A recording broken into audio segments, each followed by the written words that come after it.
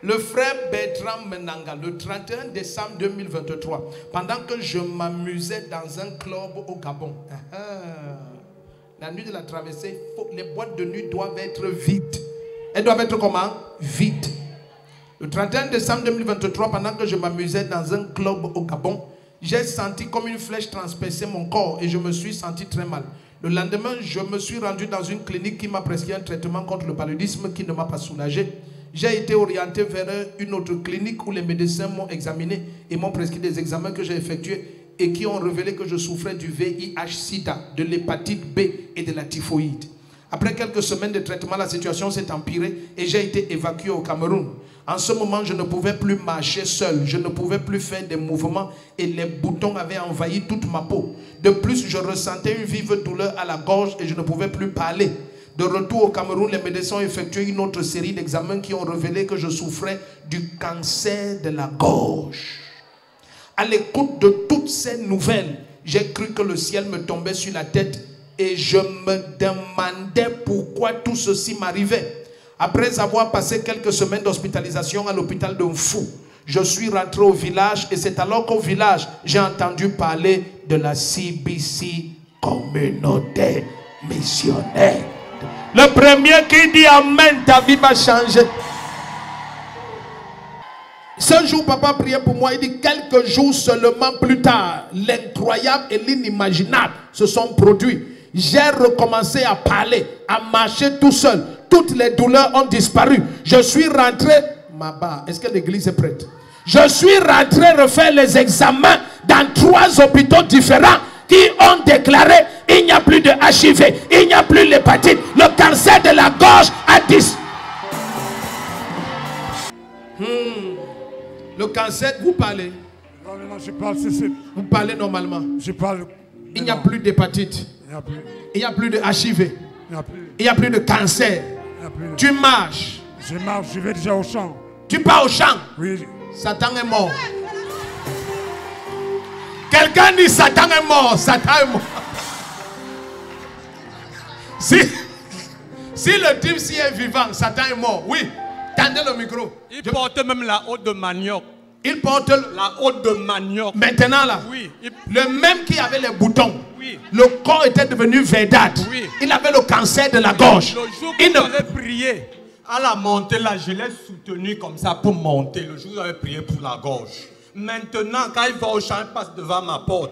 Il a la haute de manioc. Il porte même de l'eau sur la tête, mon frère. Quelqu'un se lève et crie Jésus-Christ.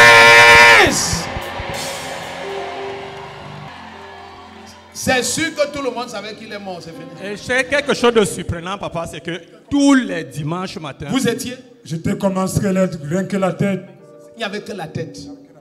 Vous pouvez vous rappeler le jour où vous étiez là-bas, que les médias retrouvent. Parce que vous savez, ce genre de témoignages, d'ici 2025, on va organiser les témoignages tels que tu visionnes quand on priait.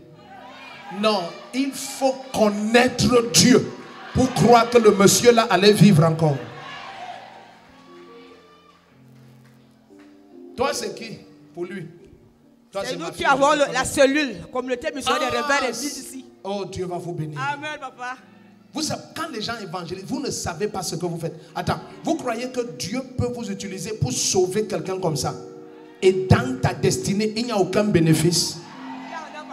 Toute âme que Dieu va t'utiliser pour sauver, c'est ton éclat qui augmente dans l'éternité. Celui qui dit un amen comme le tonnerre, ta vie change. My God. Vous êtes vivant. Je suis vivant. On peut courir. Ah, hey.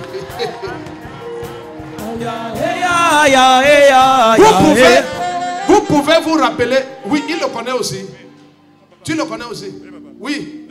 On était ensemble au Gabon en fait. Ah, vous étiez ensemble au Gabon? Oui, oui. Ah, ton collègue du Gabon. Quand on va voir à quoi vous ressemblez, il va savoir pourquoi nous on crie comme ça. Vous savez ce que veut dire cancer de la gorge? Jusqu'à rien ne sort, rien ne passait, il ne me rien. Maigrichonique, les mouches. Tu es sidéré déjà au stade de la maladie. Il n'y avait que la tête. Et puis, pour couronner tout, tu as l'hépatite maintenant, les pieds ont gonflé, le ventre. Non, tu le regardais, tu dis, ah bah, Satan t'a eu.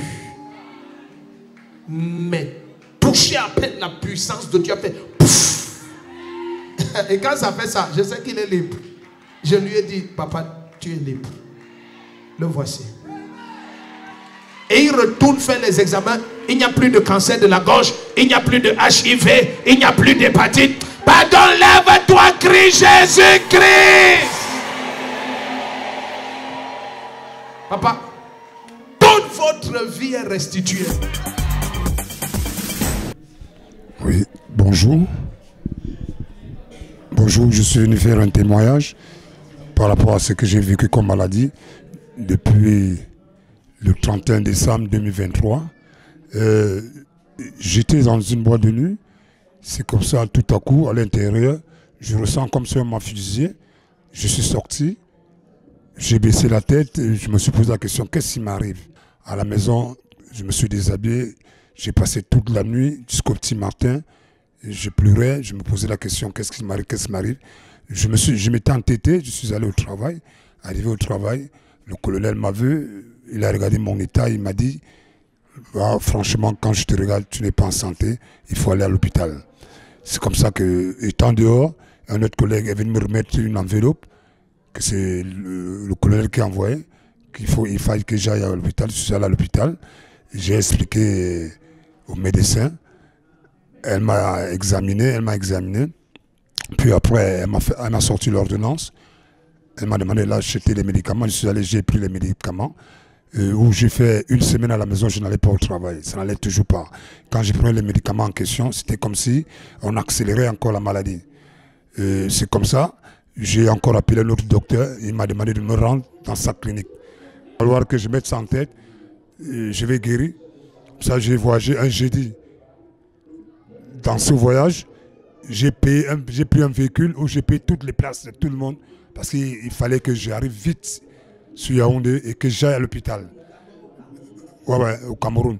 La même nuit, je suis arrivé, j'ai appelé ma petite soeur est venue. On m'a mené à l'hôpital de Mbalmayo, au Saint-Luc, où j'ai été interné. Quand j'ai été interné, quand je suis sorti, j'ai fait juste 3 semaines chez ma fille. Chez ma fille, ma gorge s'est bouchée. Je ne mangeais pas, je ne buvais pas de l'eau, je n'avalais pas les crachats. C'est comme ça qu'on m'a soulevé, on m'a mené à l'hôpital de Mfou. J'ai fait 1 mois, 2 jours à l'urgence. Et tout le monde savait que j'allais mourir. Quand je suis sorti de l'hôpital, c'était un samedi, en Mfou. Le dimanche, le lendemain, je me suis rendu au village. Au village, comme ça, j'ai vu Maman Odile et mon frère Onana. Ils m'ont amené ici chez Papa Ndefo. Voilà, où aujourd'hui, je suis debout, je marche, j'ai repris du poids, je fais les petits travaux, je parle convenablement, je cours un peu, et tout le monde m'avait abandonné et tout le monde savait que j'allais mourir. Aujourd'hui, ils ont honte. Papa Ndefo, il est merveilleux. On trouve la santé. Jésus-Christ est venu ici où j'ai trouvé la santé. Je vous invite énormément nombreux de venir. Grands, petits, grands-pères, tout le monde, on trouve la santé chez Papa Ndefo.